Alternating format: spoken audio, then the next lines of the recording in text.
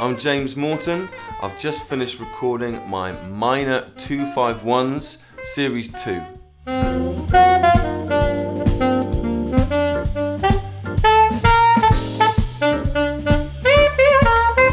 The Series 2 is a progression from the Series 1 on these Minor 251's. So I'm trying to take people on a journey in a progressive manner to give people different options and different ideas and inspiration for improvising over this very, very common chord sequence.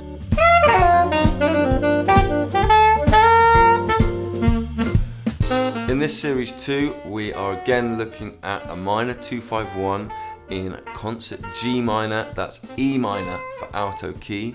We're using the same backing track as Series 1, but simply because we're trying to build our knowledge and understanding and also fill our toolbox up and our paint palette up with different colours which will work over the same sequence on the same groove.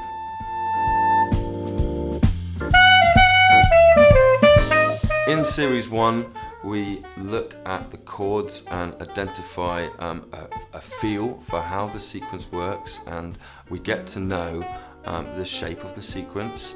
We also looked at the harmonic minor approach. In this Series 2, we're taking that a stage further. We're delving into the melodic minor over the E minor chord, and we're also looking at some improvisation techniques targeting certain notes.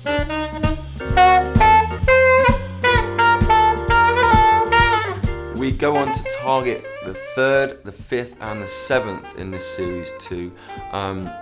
So we start phrases on each one of these notes on the appropriate chord, and this starts to give us jazz harmony in our improvisation. We are now playing the chord changes.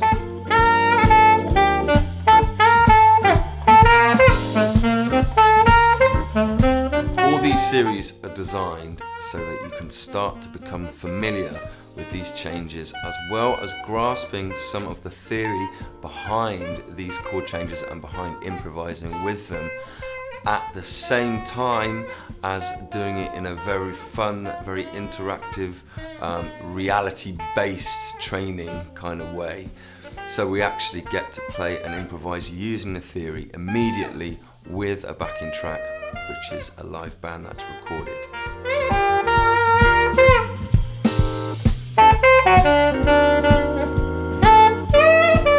The way I've designed these courses is really in a way that when I was a young player, I wish these kind of lessons and series were available to me, to basically break things down, make them understandable and simplify them, but in a way that's still logical, which is building confidence in improvisation and also knowledge.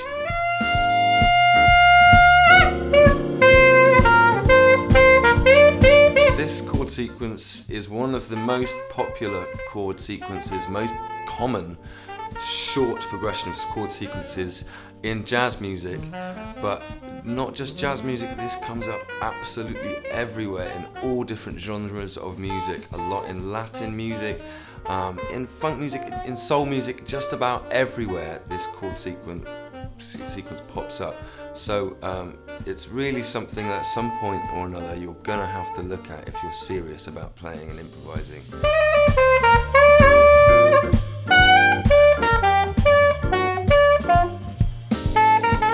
There's a bunch of series of these Minor 251's because there is so much we can do with it. So in each series I'm giving new and different ideas for you to put different colours, different scales, as well as improvisation concepts, really just to build your knowledge and improvisation technique in a way to allow you to be creative in a really good way. I hope you enjoy this second series. It is a continuation of Series 1, so if you're really new to this Minor 251, go and look at the first series first, but these things all flow into each other. There's more series on the way too, so I hope you enjoy them and I hope to see you soon. I'm James Morton, this is ProMusicTutor.com.